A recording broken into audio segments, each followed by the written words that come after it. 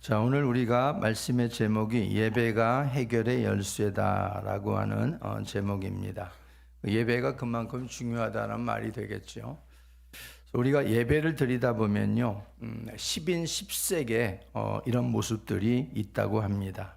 10인 10색, 10명이면 10가지 색깔이 10분의 색깔이 다 다르다 하는 거죠. 먼저 우리가 첫 번째 어떤 색깔을 보면 설교 시간에 우리가 멀거니 강단을 응시하는 멀대파가 있답니다. 멀대파. 그러니까 눈은 저와 여러분이 마주치는데 생각은 출자인가 있다는 얘기죠. 딴 생각을 한다는 거예요. 두 번째는 주보에 밑줄 긋고 교정까지 꼼꼼하게 보는 꼼꼼파가 있답니다. 그러니까 주보에 뭐가 틀렸나, 요번에 또 여러분 실렸죠, 말씀이. 토시가 가가 돼야 되는데 왜 그로 했나, 뭐 이런 것들 잡아내는 사람들. 그러니까 주보를 보면서 꼼꼼하게 교정을 하는 너무나 고마운 또 파가 있다고 그러지요. 세 번째는 졸면서 끄덕끄덕 콧말을 찍는 사람. 한 번, 두 번, 세 번 연속으로 콧말 찍는 사람. 또 이런 사람이 있다고 그러고, 그리고 또 수시로 시계를 들여다보는 그러한 안절부절파가 있답니다. 시간만 지나면 왜 빨리 안 끝나냐 이거죠. 정시가 지났으면 끝나야지. 그래서 막 몸을 막 비비꼬는 사람들. 그리고 다섯 번째 사람은 옆 사람과 글로 대화하는 글로마레오파가 있대요. 글로마레오파. 소리는 못 내니까 주보를 가지고 이렇게 글 쓰면서 주는 거예요. 이렇게 건네주는 거예요. 그러면 또 화답을 해주고. 그러니까 예배 끝나고 하면 혹시나 주보 놓고 간 것 언젠가 한번 본 적이 있어요. 근데 누군 것인지 모르겠어. 주보 받은 거다 이름을 써야 될 것 같아. 그래가지고 보니까 낙서를 어지나 했던지 도대체 예배 시간에 도대체 설교를 적어놨다 그러면 제가 감동을 받을 건데 설교가 아니고 이상한 막 써놨더라고 거기다가. 그러니까 그 예배를 실패한 거죠. 그리고 또 여섯 번째는 예배 시간에 줄곧 핸드폰에서 손을 못 대는 핸폰 집착파 있답니다. 이 시간에 여러분 핸드폰에서 손에서 안 떼진 분들 빨리 놓으세요. 존말할 때 빨리 놓으세요. 옆에다가. 절대 하나님이 예배 시간에 우리에게 급한 전화 오실 리가 없어요. 그러니까 핸드폰 가지고 뭐 검색할 이유도 없는 것이고. 그리고 일곱 번째는 설교 시간에만 성경 읽기로 시간 때우는 나홀로파가 있답니다. 그러니까 다른 때는 성경을 안 읽으면서 예배 시간만 와서는 성경을 드랩답하고 읽는다는 거예요. 설교 시간에 설교를 들어야지 성경을 읽는다고 하는 것도 올바른 모습은 아니겠죠. 그리고 여러분들이 잘 아시는 찬송을 부를 때 소리는 절대 안 나오는데 입만 뻥긋대는 붕어파가 있답니다. 여러분들 붕어파 없죠? 우리가 아가페 교회는. 그죠? 다 소리 지르면서 소리 열심히 하나님 앞에 소리로 찬양할 수 있길 바라고요.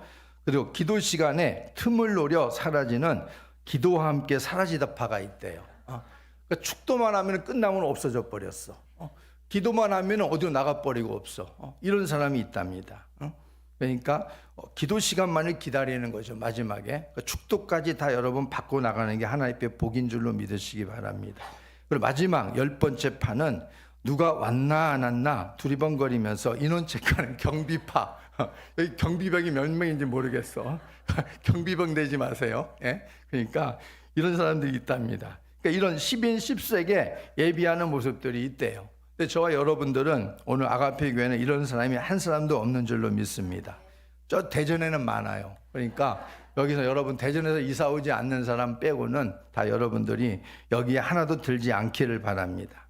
그래서 우리들의 예배는 어떤가 하는 걸 한번 생각해 보자는 거지요. 예배가 인생의 해결의 열쇠가 된다는 제목을 달았는데 정말 예배가 인생의 해결의 열쇠가 된다고 믿는 사람이라면 한 번 드리는 예배를 통해서 우리는 최선을 다해야 될 겁니다. 이 예배를 통해서 내가 하나님 앞에 열쇠를 받을 수 있다. 그동안 인생에 꼬이고 안 풀리는 문제가 있었는데 예배를 통해서 이게 열쇠를 좀 앞에 받을 수 있다고 생각하면 이 예배를 우리가 그냥 넘겨버릴 수 없겠지요.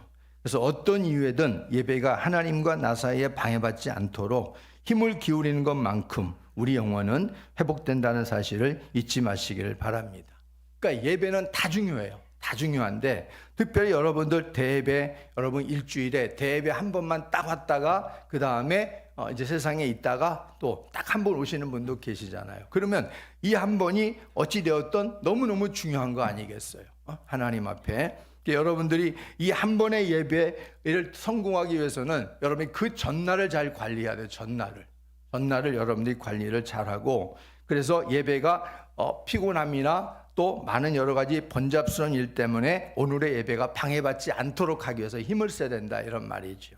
그럴 때 여러분에게 예배 시간이 유익하다 하는 겁니다.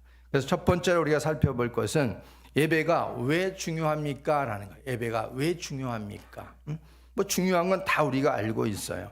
그런데 왜 중요한가? 성경적으로 보니까 먼저 구약적 배경에서 우리가 바라보게 되어지고 신약적인 배경에서 우리가 바라보게 되어져서 예배가 왜 중요한가를 같이 살펴보려고 그래요. 먼저 구약적인 배경에서 예배가 왜 중요한가? 예배의 기원은 구약에서 바로 제사 제도와 연관이 되어 있다는 것입니다. 구약의 제사는 바로 신약의 예배와 같다라는 것이죠. 그래서 제사의 의미라는 건 여러분이 잘 알 거예요. 인간의 죄값을 대신해서 동물을 죽여가지고 희생의 제물로 드린다는 뜻이 제사입니다. 근데 이 제사는 바로 제정하신 분이 누군가? 하나님이라는 거죠. 하나님이 제정하셨어요. 구약에 여러분들이 동물을 죽여서 각을 뜨고 번제로 태워서 하나님 앞에 드리는 그런 내용들이 많이 나오잖아요. 그런데 그것은 결국 뭐냐면 이스라엘 백성들의 죄를 지었을 때에 죄를 속지 않은 의식입니다. 짐승에게 인간의 죄를 전가시켜서 인간의 죄를 뒤집어 쓴 제물을 죽이고, 그래서 이 짐승을 죽이고 태움으로 인해서 인간의 죄가 속지 안 받는다는 속죄 의식이에요. 그래서 동물 제사를 통해서 하나님은 구약에서 백성들의 죄를 속지 않은 이러한 방법으로 쓰셨다라는 겁니다. 그래서 하나님이 제사 제도를 제정하셨다. 그래서 우리가 레위기에 보게 되면은 번제, 소제, 화목제, 속죄제, 속건제 이런 5대 제사가 나오잖아요. 이 5가지 제사 제도를 통해서 하나님은 바로 하나님 백성들의 죄를 속지 않은, 그래서 하나님과의 관계가 멀어지지 않도록 하나님과의 관계를 유지할 수 있도록 하나님이 제도 장치로 주셨다라는 겁니다. 그리고 구약적인 배경에서 제사를 통해서 우리가 두 번째 볼 것은 하나님과 화목을 이루는 길을 열어놓으셨다는 거예요. 하나님과 화목. 동물이 죽음으로 하나님과 나 사이에 화목이 이루어지는 거예요. 그래서 동물을 희생시켜 가지고 죽여서 드리는 제사는 이방 제사 제도에도 있어요. 이방인들, 하나님을 모르는 이방인들도 동물을 죽이고 막 피를 마시고 막 피를 찍어 바르고 막 이러면서 어떠한 그런 동물적인 희생 제사가 이방인 제사 제도도 있다, 이런 말이죠. 그런데 성경에서 말하는 구약의 동물 제사하고는 차원이 달라요.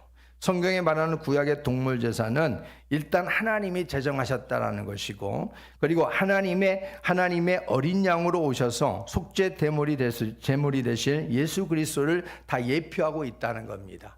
동물의 모든 죽어주는 양이나 소나 모든 짐승들은 앞으로 우리 죄 때문에 죽어주실 바로 예수 그리스도를 다 예표하고 있는 거예요. 대표적인 것들입니다. 그래서 이것이 이방인의 동물 제사와는 다른다는 것이고, 또 하나는 이건 이방인의 동물 제사는 자신들의 만족을 위해서 드린단 말이에요. 자신의 만족을 위해서. 근데 우리가 드리는 동물 제사는, 구약에 드리는 동물 제사는 하나님과 화목을 이루는 제사라는 점에서 큰 차이점이 있다, 이런 말입니다. 그래서 이방인들이 드린 동물 제사는 아무리 그 행사가 화려하게 제사상을 차리고 제사의식을 치러도 거기에는 응답이 없단 말이에요. 여러분들이 850명의 바알과 아스라 선지자가 갈멜산에서 이 엘리야와 대결할 때 어떻게 했어요? 그들이 먼저 그냥 제단을 쌓고 그냥 길길이 나돌면서 그 노래를 부르고 주문을 외우고 그러면서 그들의 신에게 하늘에서 불로 응답해 달라고 그렇게 기도했건만, 근데 한낮이 지나도 아무 깜깜 소식이 없었습니다. 그러니까 엘리야가 놀리잖아요. 네 신이 조르는가 보다 하면서 놀리니까 더 안 되니까 자기들끼리 칼로 몸을 찌르고 피를 내면서 이러면서 이제 응답을 해달라고 부르지 않습니까? 그러나 응답은 없었습니다. 왜냐하면 죽은 신이기 때문에. 근데 살아계신 하나님 앞에 엘리야가 두 손 들어 번쩍 하나님 앞에 간절히 기도할 때 하늘에서 불이 내리지 않았습니까? 그러니까 하나님 앞에 우리가 이방인의 이 동물 제사라는 것은 자기 만족으로 드리는 제사고, 그리고 죽은 신에게 하는 제사고, 그리고 자기 유한을 받기 위한 거라, 이런 말이죠. 그래서 자기들의 마음에 안 들면은 제사도 그냥 걷어치워버리고 말고, 이렇게 자신들의 만족과 관계된 것이 이방인의 제사라면, 하나님 앞에 드리는 구약의 동물적인 제사는 온전히 우리 자신이 아니야. 하나님과 우리 사이에 막혔던 그러한 담을 허물어 버리고 화목을 이루는 하나님 초점에 맞춰져 있는 제사가 바로 동물 제사였다라고 말하고 있습니다. 그리고 또한 구약적인 배경에서 이 제사는 하나님의 정해진 장소에서 드렸다는 거예요. 하나님의 정해진 장소, 성막이 있었는데 그 성막에서 번제로 하나님 앞에 태워서 드리고 죄를 사함받고 하나님 만나주시는 제사였다. 이것이 중요하다라는 것이죠. 그러면은 우리가 신약적인 배경에서 우리가 바라볼 때 예배, 구약에는 제사, 신약에서는 예배 이렇게 옮겨진다면 단어가 달라지지요. 그런데 신약에서 드려지는 이 예배는 구약의 동물 제사에서 바로 보혈 제사로 제사가 바꿔졌다, 이런 말입니다. 그러니까 신약에 우리가 드려지는 예배는 구약에는 동물의 피를 흘렸다고 한다면 오늘날 신약에서는 예수님이 우리를 위해서 피를 흘려주셨다는 거예요. 그래서 예배가 성립이 되어지는 거예요. 그래서 우리가 그것을 히브리서 9장 12절에 분명히 말씀해 주고 있습니다. 한번 볼까요? 시작. 염소와 송아지의 피로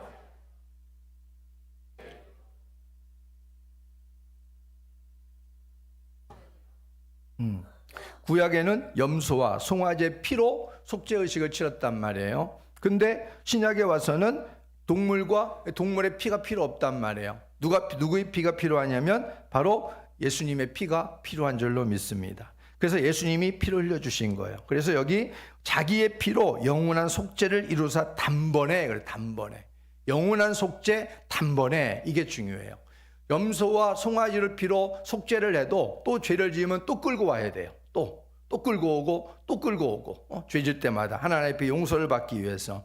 이런 제사 제도는 계속해서 이루어지는 거예요. 끝도 없어요. 한도 없습니다.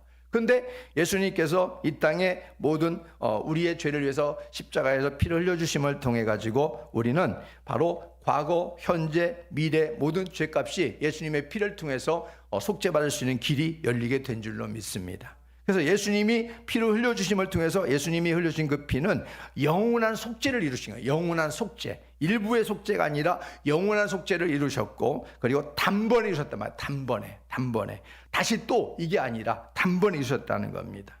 그래서 모든 인생들은 예수의 피를 믿고 하나님 앞에 나갈 수 있는 길이 활짝 열려졌다. 이게 뭐냐면 보혈 제사, 보혈 예배, 우리가 이렇게 말하는 거예요. 신약에서는. 예수의 피가 아니면 우리는 하나님 앞에 갈 수 없어요. 예수의 피가 아니면 우리는 하나님 앞에 예배로 나갈 수도 없어요. 인간들끼리 그냥 축제 분위기로 나름대로 드릴 수는 있어도 하나님 앞에 연락되는 예배는 드릴 수가 없어요. 오직 예수의 피를 통해서만 나갈 수 있는 게 바로 오늘날 신약의 보혈 예배다 하는 걸 잊지 마시기를 바랍니다. 10장 19절 말씀도 보겠습니다. 시작. 그러므로 형제들아, 우리가 예수의 피를 힘입어 성소에 들어갈 담력을 얻었나니. 누구 피를 힘입어요? 예수님의 피를 힘입어 성소에 들어갈 담력을 얻었다 말해주고 있는 거예요. 그래서 우리는 예수의 피가 귀한 거예요. 우리의 중보자가 되실 뿐만 아니라 바로 하나님과 우리 사이의 유일한 구원자가 되시는 예수 그리스도, 구원자가 되신 그분의 그 피를 통해서만 우리가 구원의 길이 열릴 수 있다 하는 것을 보여줍니다. 그래서 예수께서 자신의 육체로 열어놓으신 이 길을 거치지 않고 예수의 보혈을 통해서 속죄를 받지 않고는 그 누구도 구원에 이를 수 없고 하나님 앞으로 나갈 수 없는 줄로 믿으시기 바랍니다. 신약적 배경에서 두 번째 의미는 정해진 장소보다 이제 각 사람의 심령에 임재하시는 영적 예배로 나타나게 되었다라는 겁니다. 구약에는 성막이라고 하는 장소에 하나님께서 번제를 끌고 와가지고 번제단에서 이 제물을 태웠습니다. 그러나 이제는 우리 각 사람, 예수 그리스도를 믿는 각 사람의 심령에는 누가 임해요? 성령님이 임해요. 하나님의 영이 찾아옵니다. 하나님의 영이 찾아오면 우리는 하나님의 영을 모신 뭐가 되는 거예요? 성전이 되는 거예요. 성전. 그래서 고린도서 3장 16절 말씀에 너희가 하나님의 성전인 것과 하나님의 성령이 너희 안에 거하시는 것을 너희가 알지 못하느냐? 이렇게 우리에게 묻잖아요. 그래서 하나님의 성령이 거하면 성전이 되고, 성전인 우리들은 이제 이동 성전이 이동 교회가 되는 거예요. 하나님의 성전을 모신 우리들은 다 교회단 말이에요. 개별적인 교회, 영적 교회단 말이에요. 그 교회들은 움직이는 교회가 되는 거예요. 움직이는 교회. 그래서 이제 그런 교회들로 우리 주님께서 우리에게 임하셨고, 그런 교회들은 영적 예배자로 하나님이 부르셨다 하는 것을 잊지 말아야 돼요. 그래서 어디를 가든지 흩어져서 교회라고 하는 공동체에서 은혜를 공급받으면 나가서는 우리가 어디에 가든지 간에 영적 예배의 장소가 되도록 살아가야 된다. 그래서 교회와 삶이 분리돼서는 안 된다. 이걸 우리에게 말씀해 주고 있는 거죠. 어찌 보면 교회 안에서 모여서 우리가 예배하고 하는 것, 이것도 중요하지만 더 중요한 건 이 교회에서 모여서 그리고 땡한 다음에 흩어지고 난 다음에 우리의 삶의 예배가 더 중요한 거예요. 여기서는 아무리 우리가 막 고래고래 소리 지르고 기도하고 찬양하고 막 그냥 해도 밖에 나가서는 아무런 영향력을 미치는 영적으로 죽은 자로 살면은 이 예배는 아무런 의미가 없는 거예요. 하나님을 농락한 것이 되는 거예요. 하나님을 농락한 것이 된다, 이런 말이에요. 거룩하신 하나님의 은혜를 내가 그렇게 입었다고 한다면, 그렇게 살겠다고 내가 하나님께 은혜를 구했다면 그 은혜를 가지고 밖으로 나가서 영적인 교회로서의 삶을 살아가야 된다, 맞다. 살아가야 된다는 것이죠. 그래야 하나님이 그 자리를 통해서 하나님이 은혜를 베풀어 주시고 능력을 베풀어 주신다 하는 것을 잊지 마시기를 바랍니다. 그래서 참된 예배는 우리가 어떻게 드려야 되는가 하는 거예요. 첫 번째, 참된 예배는 먼저 우리가 믿음으로 드려야 된다 하는 겁니다. 믿음으로 드리는 예배가 참된 예배가 될 수 있다. 히브리서 11장 4절 말씀 읽어보겠습니다. 시작.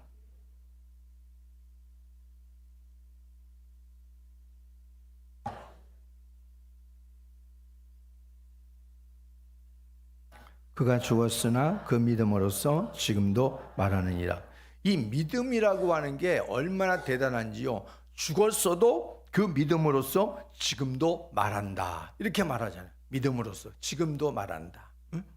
그러니까 이 믿음이라고 하는 것은 우리가 추상적으로 생각할 수도 있지만은 이 믿음이 우리가 하나님을 우리가 섬길 수 있는 실제적이고 구체적인 삶의 행위로 이게 나타나야 되는 것들입니다. 그래서 오늘 이 아벨은 가인보다 더 나은 제사를 드렸다, 그래서 의로운 자라 하시는 증거를 얻었다라고 하는 이 말은 바로 하나님 앞에 믿음의 제사를 드림으로 인해서 이 아벨의 연약한 허물들이 감추어졌다, 이런 의미를 담고 있어요.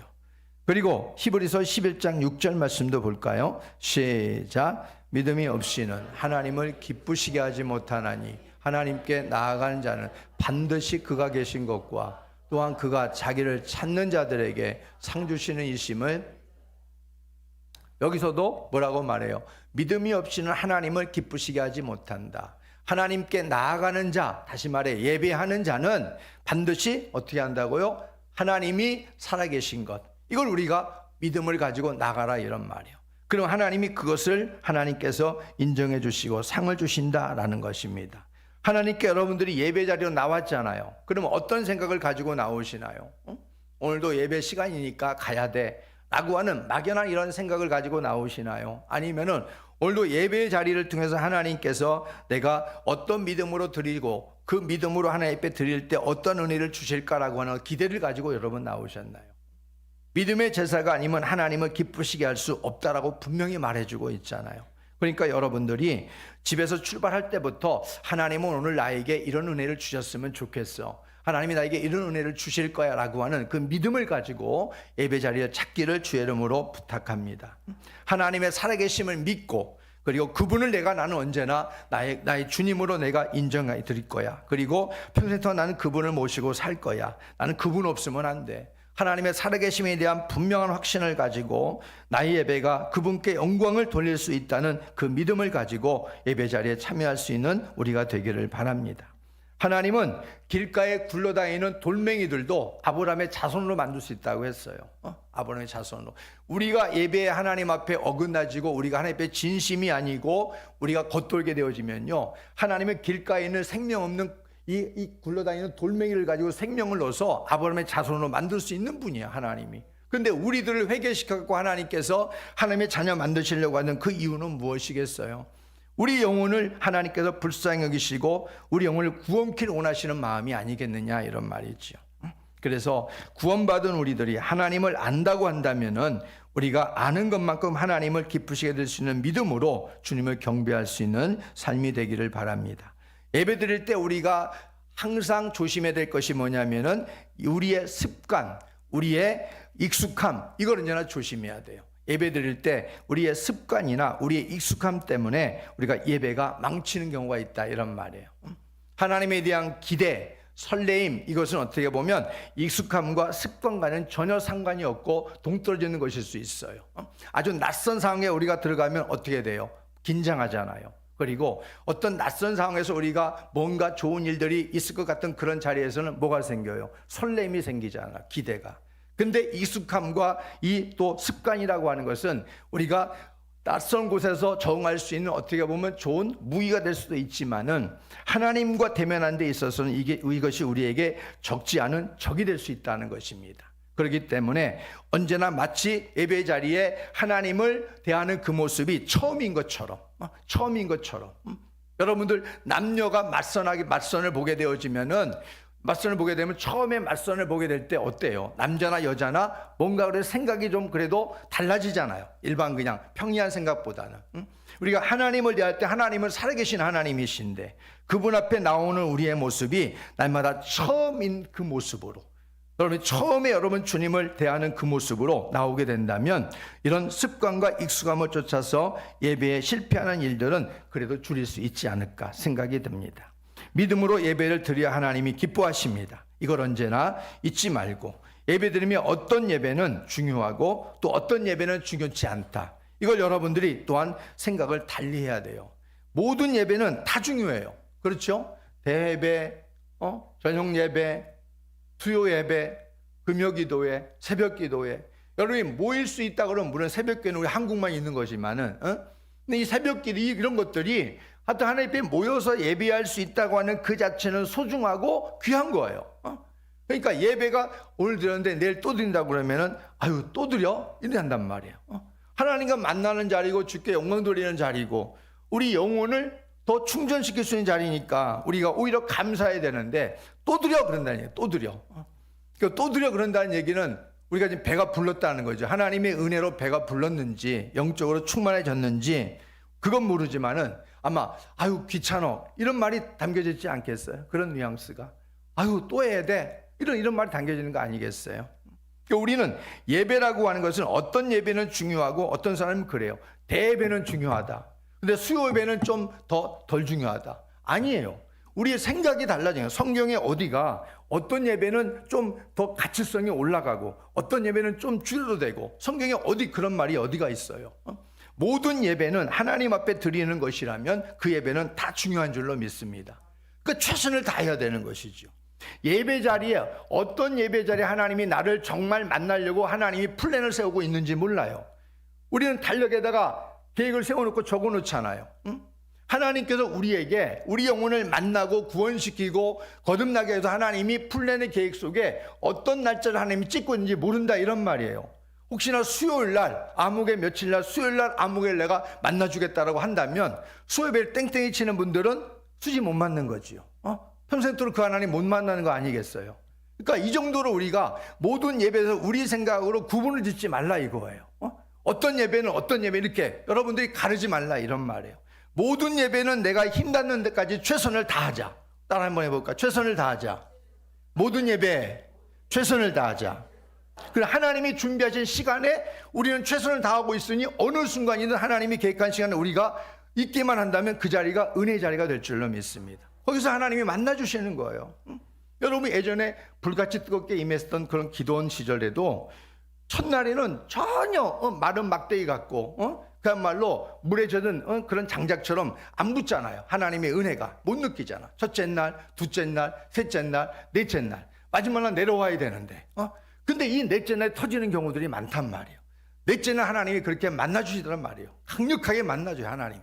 그러니까 이런 하나님의 은혜의 시간이 따로 하나님의 계획 속에 준비되어 있는 거예요. 그러니까 우리가 모든 예배를 우리 인간의 생각으로 분류시키면 안 돼요.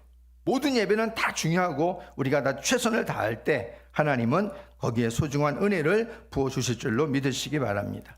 두 번째는 우리가 참된 예배는 영과 진리로 예배를 드려야 된다, 이렇게 말씀해 주고 있어요.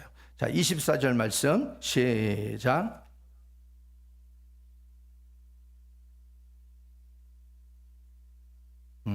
하나님은 영이시니 영과 진리로 예배할지니라, 이렇게 말씀해 주고 있잖아요.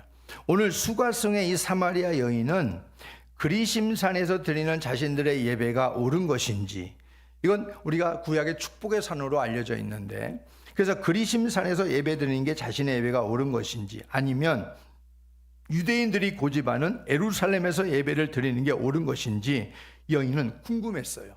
그래서 예수님께서 일부러 사마리아 이 땅으로 들어가셨을 때에 이 수가성 여인과 예수님은 의도적인 지금 만남을 갖고 계시는 거예요. 그래서 우물가에 가가지고 물 뜨는 것으로부터 시작해서 예수님께서 포문을 여시는 것이죠. 그러면서 이 여인이 지금 어떤 부분에 있어서 갈급하고 있는 부분을 캐치하신 예수님께서 그 부분을 만족하게 하시기 위해서 주님이 여인을 일부러 찾아오신 거예요. 그래서 나누는데 이제는 우물가에 물을 뜨는 얘기부터 시작해가지고 얘기하는데, 이 여인이 말하기를 이제 예배에 대해서 이제 얘기를 하는 거예요. 그럼 어디에서 예배를 드려야 옳습니까? 이렇게 말할 때에 예수님께서 말하기를 하나님은 영이시다. 영이신 하나님이기 때문에 장소와 시간의 제한을 받지 않으신다, 이렇게 예수님이 설명해 줘요. 그러면서 중요한 것은 뭐냐면 영과 진리로 예배하는 것이라고 오늘 말씀해 주고 계시는 겁니다. 곧 이것은 무슨 말이냐면 성령이 임재하시는, 그래서 역사하시는 예배, 그 예배가 돼야 된다는 거예요. 진리가 되시는 예수 그리스도 안에서 주님이 우리를 위해서 행하시는 구원을 충분히 깨달을 수 있는 그런 예배가 돼야 된다. 그래서 이게 바로 영과 진리로 드리는 예배다, 이렇게 말하는 거예요. 우리가 하나님 앞에 예배 자리에 앉아있지만은 하나님의 말씀이 무슨 뜻인지 무슨 말인지가 여러분들 느껴지는 사람도 있고 그렇지 않은 사람도 있을 거예요. 이 사마리아 수가성 이 여인은 예배를, 전통적인 예배를 드렸지만은 이 여인은 어떤 예배를 드리고 있느냐면은 알지 못하는 예배를 드린 거예요. 그냥 형식적으로, 마치 여러분이 제사상에 그냥 제사를 드리고 마는 것처럼 그렇게 그냥 무의미한 그런 예배를 드린다고 드려왔단 말이에요. 근데 예수님이 이 여인을 아는 거지요. 너가 드린 예배는 너무 무의미하다. 너희가 드린 예배는 죽은 예배다. 너가 드린 예배는 너 스스로도 알지 못하고 드리는 예배구나. 주님이 그렇게 알고 있었단 말이에요. 그래서 그 얘기를 지금 하고 있는 거예요. 그러면서 예수님께서는 아니다, 그거 다 틀렸으니까 이제 영과 진리로 예배하는 자가 돼야 된다라고 말해주고 있는 겁니다. 그래서 예수님께서 생수의 근원 되신 예수님이 바로 이 여인에게 이제 물에 대한 얘기를 하시면서 내가 생수의 근원이다, 예수님이 말씀하시면서 그 예수님을 바로 이 여인에게 이제 만나 주시는 것이죠. 그래서 이 여인은 예수님을 만나고 난 다음에 물동이를 던져버리고 동네로 뛰어내려가 가지고 내가 예수를 만났다, 그러면서 예수를 증거하는 증인이 되고 있는 것을 볼 수 있어요. 이제 목마른 삶이 종집을 찍은 것이지요. 예수를 만났으니까. 그러니까 우리가 영과 진리로 드리는 예배라는 것은 성령, 주의 영이 우리 가운데 임재하셔서 역사를 일으키는 그런 예배가 돼야 된다. 그리고 진리 안에서 그 진리가 무슨 뜻인가를 제대로 분별하고 느낄 수 있는 예배가 돼야 된다. 이걸 지금 말하고 있는 거예요. 여러분이 한 자리에 한 번의 예배를 드려도 그 예배를 통해서 성령과 말씀이 여러분 가운데서 무언가 느낄 수 있고 깨닫게 하시는 그러한 인도를 받는 예배가 되도록 힘을 써야 된다 하는 겁니다. 그 자리가 사모함이 돼야 된다 하는 거예요.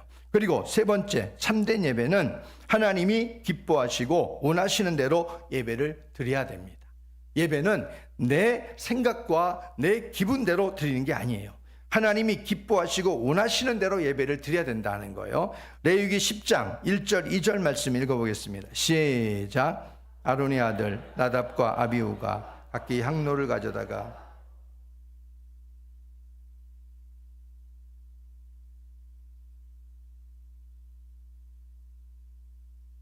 그들을 삼킴에 그들이 여호와 앞에서 죽은지라.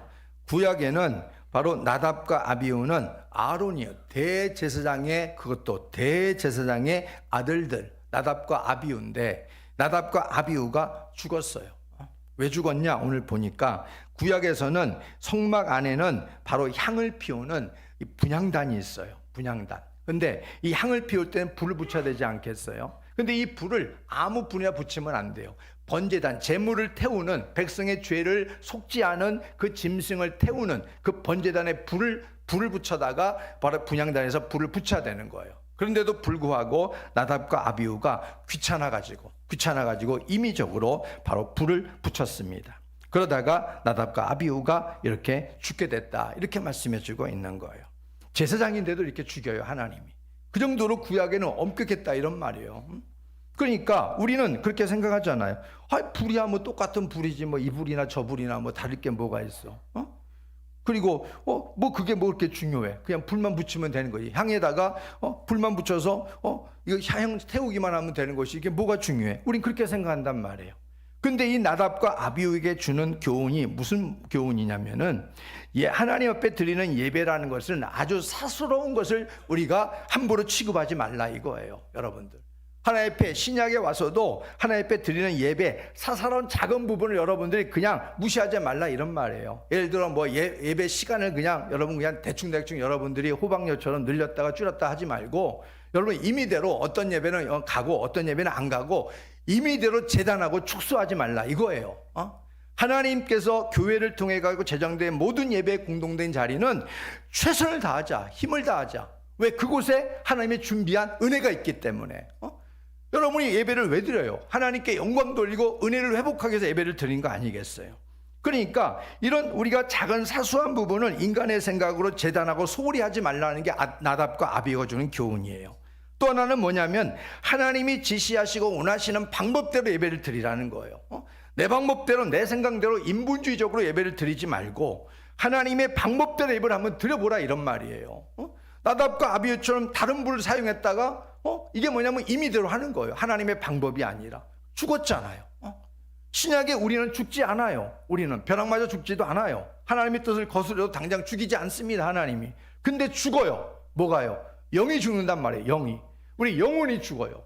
육신은 그대로인지 모르지만 영혼은 더욱더 강팍해지고 무뎌지고 하나님의 말씀이 안 들어가도록 이 영혼이 단단해진단 말이에요. 이게 뭐냐면 영혼이 죽는 거예요. 하나님의 말씀이 잘 깨달아지지 않게 하나님이 만들어버린단 말이에요. 그러니까 여러분들이 영이 죽지 않기 위해서 하나님 앞에 여러분들이 하나님의 방법대로 조심조심, 정말 하나님의 살아계심을 여러분들이 믿는다면 그분 앞에 드리는 모든 시간, 모든 예배에 최선을 다하는 삶이 되기를 주의 이름으로 축복합니다. 시간이나 모든 면에 있어서도 우리는 예배의 작은 부분을 결코 소홀히 여겨서는 안 되고, 나를 구원해 주신 거룩하고 위대하신 하나님을 찾는 일에 사람에게 하듯 소홀히 하면 안 된다 하는 것을 꼭 기억해야 됩니다. 여러분, 평양에 산정교회를 아실 거예요. 산정교회 유명한 교회죠. 복음의 불꽃이 일어났던 교회, 기도의 불꽃이 일어났던 교회. 거기에 이 당회장 목사님이 누가 있었냐면요, 주기철 목사님이 있었어요. 여러분, 찬송가에 저 높은 곳을 향하여 하면서 일본 일제강점기 때에 이 길에다가 이 판에다가 못을 박아놓고 그 못 위를 걸으면서 피 튀기면서 그 찬송을 불러갔던 분이에요. 성도들은 옆에서 그냥 오해를 하고 그러면서 끝까지 그 못을 밟고 그리고 나서 완주하고 그렇게 가셨던 분이에요. 이분이 주기철 목사님입니다. 근데 이 목사님과 그리고 거기에 이제 조만식 장로님이 한 분 계세요.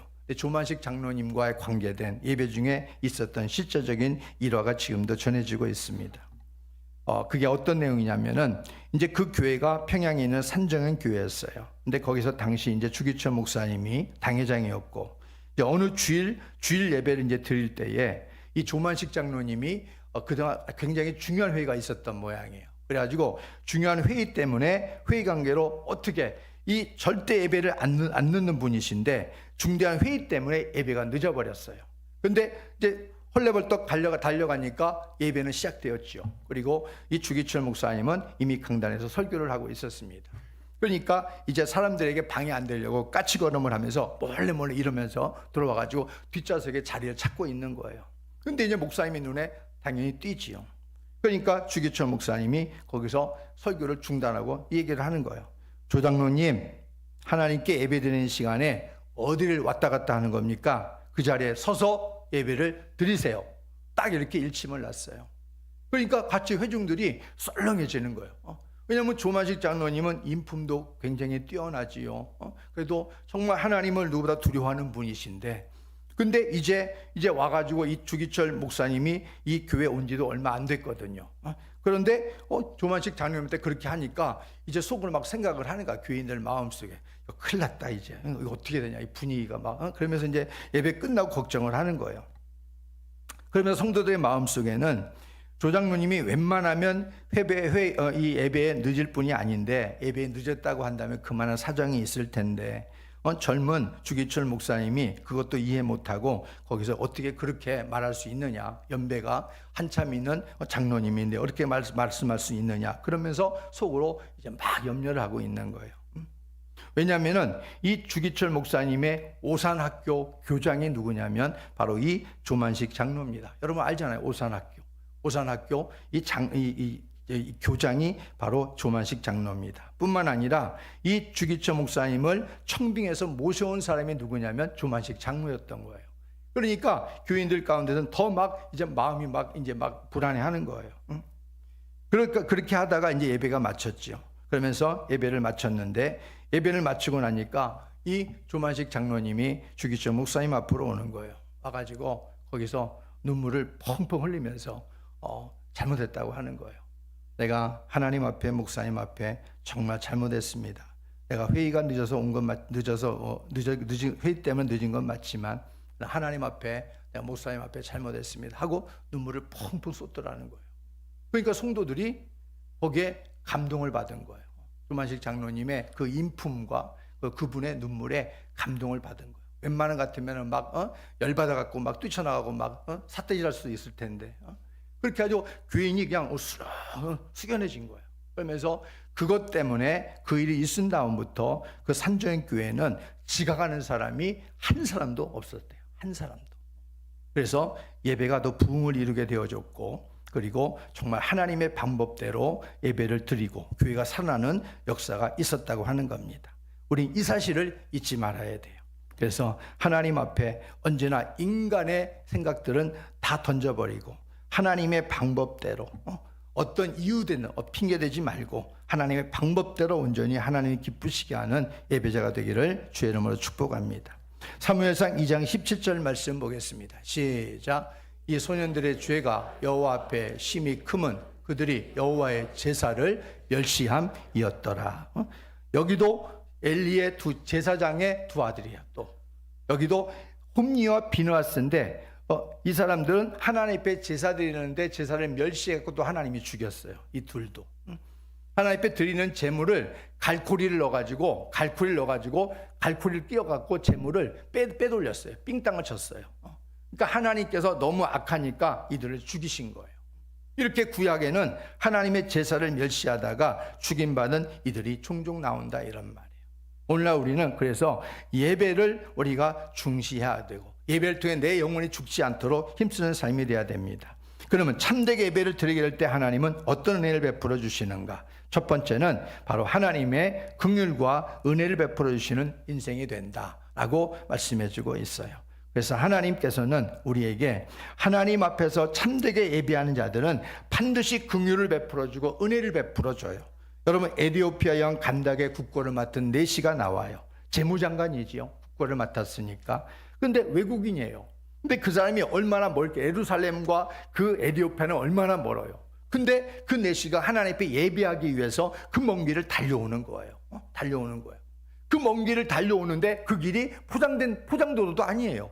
비포장도로예요. 마차 타고 오는 거예요. 얼마나 피곤하겠어요. 그리고 그 길은 광야예요. 성경에. 광야는 어떤 곳이냐면은 도적들이 출몰한 거예요. 도적들이. 생명을 잃을 수도 있는 곳이다 이런 말이에요. 그런 곳을 에티오피아 네시를 맡은 그 뭐가 부족해요. 국고를 맡은 재무장관인데 뭐가 부족하냔 말이에요. 그런데도 그 먼 거리에서 예루살렘으로 예배하러 오는 거예요. 예배하고 돌아가는 거예요. 이제 돌아가는데 돌아가면서도 어떻게 하냐면 이사야 성경책을 들고 이렇게 하면서 성경책을 들면서 이렇게 가는 거예요. 이게 뭔 뜻인지 몰라가지고 그거 알고자 싶은 그 간절한 마음으로 그러면서 가고 있는 거예요. 그러니까 하나님께서 저 북쪽에 일하고 있는 빌립을 성령께서 끌어내려요. 갑자기 하나님의 초인적인 능력으로 끌어내려가지고 이 네시에게 붙여줍니다. 그래서 네시가 있는 것을 너 있는 건 뭔지 알겠느냐? 그러니까 모르겠는데요. 그러니까 설명을 해주는 거예요. 이사야서 설명하고 있는 이분이 바로 구원자다. 설명을 해주면서 이제 알았느냐? 그래가지고 거기서 세례를 주고 구원을 받게 하는 은혜를 베풀어 준다 이런 말이에요. 그러니 이 내시가 가가지고 거기서 제1호 그리스도인이 되지 않았겠습니까? 이렇게 하나님께서는 예배를 사모하는 자에게는 하나님이 아낌없이 긍휼과 은혜를 베풀어 주시는 분이심을 잊지 마시기를 바랍니다. 두 번째는 하나님께서 어떤 은혜를 베풀어 주시냐? 인생의 실수와 재앙을 하나님이 돌이켜 주세요. 우리는 실수하고 그로 인해서 어려움을 당할 수가 있어요. 근데 하나님은 예배를 정말 참된 예배를 드리는 자에게 하나님은 이 부분도 하나님 돌이키게 하신다 이런 말이에요. 사무엘하 24장 보면은 거기에 다윗이 군사적인 목적 때문에 자신의 주어진 왕권, 통일왕국을 이루고 얼마나 왕권이 강하냔 말이에요. 그 왕권을 자기가 이룬 게 아니잖아요. 하나님이 은혜 베풀어 주셔서 사람도 붙여주시고 그래서 나라가 튼튼하게 된 거 아니겠어요. 그런데 다윗이 어느 날 보니까 너무나 국방도 그야말로 단단하고 뭔가 부족함이 없어. 그러니까 다윗이 어느 날 요압을 시켜가지고 야 인구조사 좀 해라. 인구가 몇 명이나 늘어났나 한번 좀 수치 좀 한번 데이터 좀 보자 이러는 거예요. 이건 뭐냐면 하나님이 싫어하는 거예요. 그건 다윗 자신이 자신의 능력으로 이 나라를 세웠다는 걸 자랑하려고 하는 거예요. 의시되려고. 그러니까 하나님께서 이 부분에 대해서 하나님이 기뻐하지 않으셔가지고 온역으로 때립니다. 그 백성을 온역으로 재앙을 때려요. 그래가지고 3일 동안에 무려 7만 명이 죽어요. 7만 명이. 다윗 그거 하나 때문에 인구조사한 것 때문에 머리숱 센 것 때문에 7만 명이 죽어나간다 이런 말이죠. 그때 다윗이 하나님 앞에 아주 간절히 회개합니다. 하나님 잘못했습니다. 회개해요.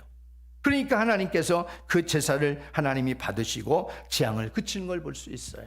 그러니까 우리는 어려운 일 당하고 내가 나의 실수나 어떤 어려움 때문에 여러분들이 하나님을 찾아서 이렇게 엎드리면 돼요. 하나님 앞에. 하나님 하면서 하나님을 찾고 엎드리면 하나님이 그런 간절한 마음을 통해서 응답하시고 치료하시는 분이심을 잊지 마십시오. 시편 51편 17절 말씀 볼까요? 시작. 하나님께서 구하시는 제사는 상한 심령이라.